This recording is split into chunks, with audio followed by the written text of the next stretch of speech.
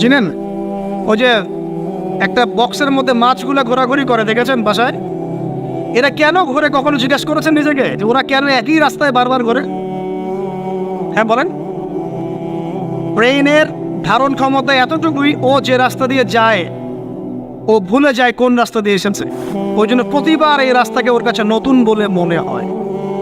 এত স্বল্প জ্ঞান আল্লাহ পাক ব্রেন তাকে দিয়েছে, কিন্তু তারপরেও সে আল্লাহর অবাধ্যতা করে না, কিন্তু সে আল্লাহর ইবাদত করে। ওই মাছও আল্লাহর ইবাদত করে। এখন আমাদের সমাজে এমন কিছু মানুষ দেখতে পাওয়া যায়, জ্ঞান বুদ্ধি মাশাআল্লাহ এমন বলদের পর্যায়ে, যদি বলি কাশ্মীর মনে হচ্ছে জান্নাত, বলবে যে কাশ্মীরকে জান্নাতের সাথে তুলনা করছে। সুবহানাল্লাহ। যাই হোক, আপনাকে যেটা বলছিলাম, যদি এই বিয়ের ডিসিশন আপনি ঠিক রাখতে পারেন, দুনিয়াতে জান্নাতের একটা ফ্লেভার পাবেন ইনশাআল্লাহ। এই সৌভাগ্য নবী সাল্লাল্লাহু আলাইহি ওয়াসাল্লামের হয়েছিল, কারণ তার ঘরে খাদিজা রাদিয়াল্লাহু আনহার মতো একজন স্ত্রী ছিলেন। সারা দুনিয়া তার বিরুদ্ধে, কিন্তু বাসায় গেলে তিনি প্রশান্তির সাথে থাকেন। এটা নিয়ামত না? আর নূহ আলাইহিস সালাম, সারা দুনিয়ার সাথে লড়তে হয়, বাসায় এসে আবার ওয়াইফের সাথে লড়তে হয়। নূহ আলাইহিস সালামের ওয়াইফ কিন্তু ইমানদার ছিলেন, বুঝছেন দাদা? তো এই যে দুনিয়াতে পরীক্ষা। এখন দেখুন, আপনাদেরকে বলতে যাচ্ছি যে রমাদান আমাদেরকে তাকওয়া শিখিয়েছে, মানে আল্লাহ পাকের সমস্ত নিষেধ বর্জন করা।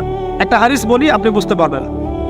আল মুমিন, মুমিন মুসলিম, আল মুমিন আল মুসলিম মান সালিম আল মুসলিমুনা মিন লিসানিহি ওয়া ইয়াদিহি, যার হাত এবং জবান থেকে অন্য মুসলিম নিরাপদ থাকে।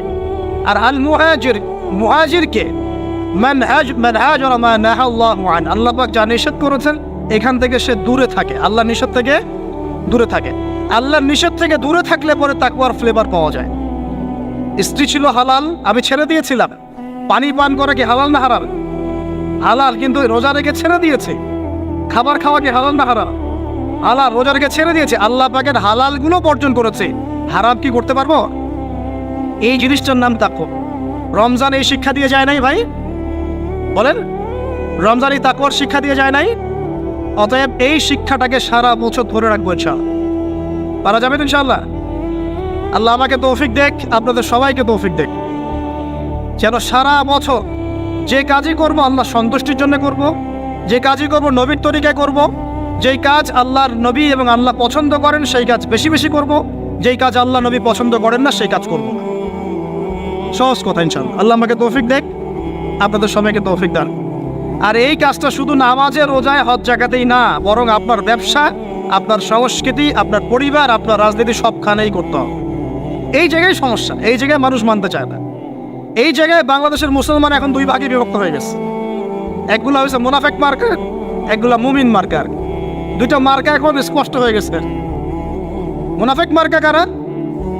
নামাজ, রোজা, হজ জাকাত ইসলাম মানতে চায়, এখানে ইসলাম মানতে আমার কোনো আপত্তি নাই, কিন্তু জীবনের অন্যান্য ক্ষেত্রগুলো যেগুলো পড়ে আছে এখানে ইসলামের কথা বলতে আসেন না, খবরদার। সমস্যা এখানে। তো বিশ্বাস করেন, এদের জন্যই কবরের আযাব অপেক্ষা করছে।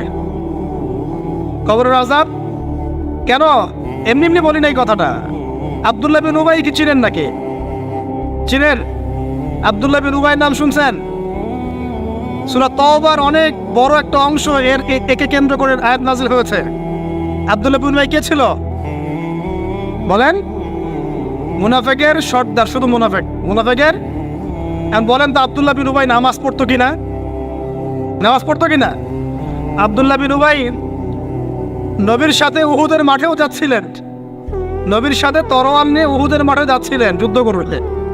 রাস্তা থেকে ব্যাক করেছে যদিও বা, যাচ্ছিল তো নাকি? আচ্ছা, আব্দুল্লাহ বিন উবাই মসজিদে গিয়ে নামাজ পড়তো না বাসায় নামাজ পড়তো?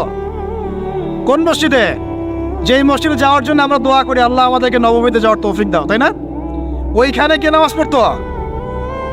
সে নবীকে দেখেছে কি দেখে নাই? নবীর পিছনে নামাজ পড়েছে কি পড়ে নাই? এখন বলেন, তাহলে আব্দুল্লাহ বিন উবাই কেন জাহান্নামে?